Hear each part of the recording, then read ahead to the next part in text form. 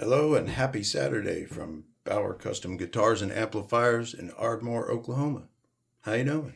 We had a little rain and I've been inside all day drinking massive amounts of coffee and trying to solder with shaky hands because there was no one else here to share the pot of coffee with me. And by golly, I'm not going to let a pot of coffee waste, so guess who drank it all? Me.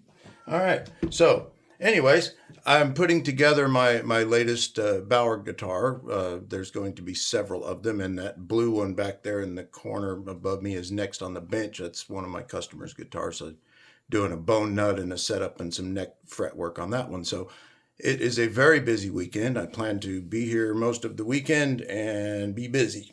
So I wanted to show you guys something.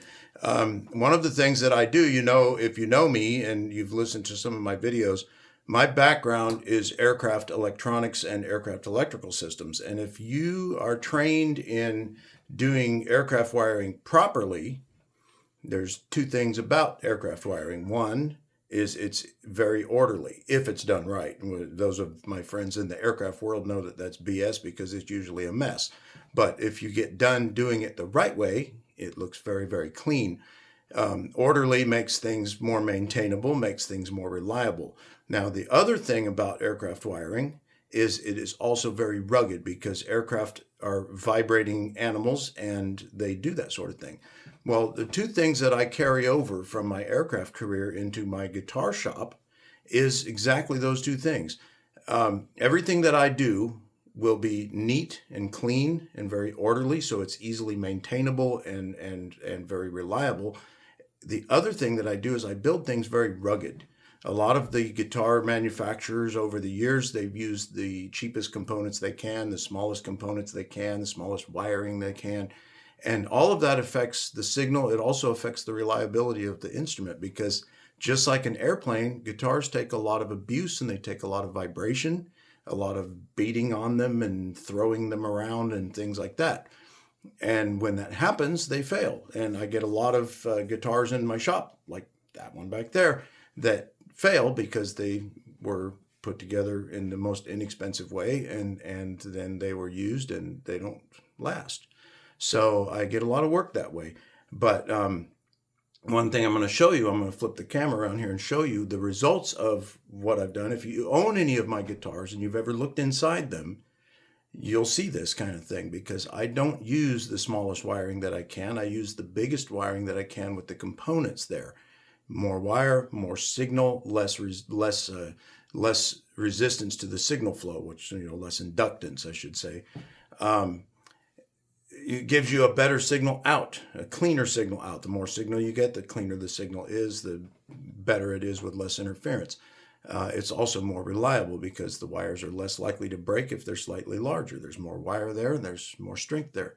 So I'm going to show you that sort of thing. I also use some very reasonably high-end components, some switchcraft type things, and I use this KAISH, Cache, I guess is the name of it. It's a overseas manufactured parts, but it is the best, most rugged, most reliable switch that I've found in anything for guitar switching. It is extremely durable, very easy to work with, and very versatile. You can wire it in many different ways, and it's very, very cool. So I'm going to show you that real quick while I'm got this thing open. I'm about to put it together and light it up and see where I'm at. But it's a standard Telecaster style circuit. There's nothing fancy about it. It's just volume tone three-way switch with a tone circuit. It's a Fender generally uses a 0.5 MFD cap. I use a 0.47, a little bit different, little different size in the cap. Lets the guitar be a little more natural sounding. Some of them I've used a 2.2 on. It depends what the cap needs to match the output of the pickups, and in that sense, I'm saying that it should accent the output of the pickups, a hotter pickup, different size caps, and so on. But the idea is to let the natural tone of the guitar come out, but still be able to bleed off the highs if that's your thing, and that's kind of what we're doing here. So anyway, let me flip that around, and I'll give you a little show here. And there we are with my new phone, which seems to be working better. And there is the backside of the volume pot. This is volume, tone, and the three-way switch. And this is an angled switch plate. I'll put this down here real quick. So it's an angled switch plate, just something I'm trying. It's a unique little thing. It's not very expensive. But that's just the three-way switch I was telling you about. On all my guitars, my custom Bougher Telly style guitars, I flip the controls. I put the switch back here. That's my preference. I'll do it either way you want. It's up to you. But if you just say, build me one, that's how it's going to be, because this puts the volume knob in the most logical place, which is near your hand. So you can do pinky swells and out of focus pinky swells. So anyway, and there's that switch that I was telling you about. It's this little thing there. But as you can see, though, the wiring is very different from what you'll see inside a Fender. It's larger, and it's arranged in such a way that it's neat, and it's not all just a big jumbled mass just balled up and stuck in there. Extra wiring all balled up and stuck inside your guitar doesn't do you any good. So anyway, there's that. I will put that back together, flip this thing around. I got a new phone and a new phone case, and it's got a little kickstand on it, which is kind of cool for little short things like this. So I'll flip that back around, stick that back in there. I got to put the output. There's a Switchcraft output jack.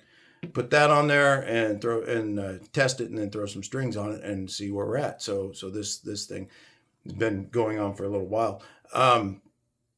The thing about my guitars is they take a bit of time to put them together, because every single piece is hand fitted, every single piece is handmade for that aspect of it, but they're all hand fitted. Everything is custom. You can't take pieces off of one of my guitars, with the exception of maybe the bridge and the controls, and put them on another guitar, because they just won't fit.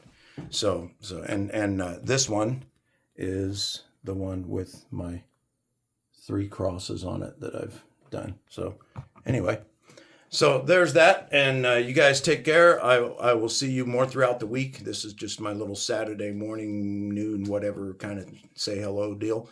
And you guys take care, like I said, and I'm going to get back to being busy. I've got tons of stuff going on here, and I'm getting down to it. So God bless you, and take care. I'll see you guys later. Bye.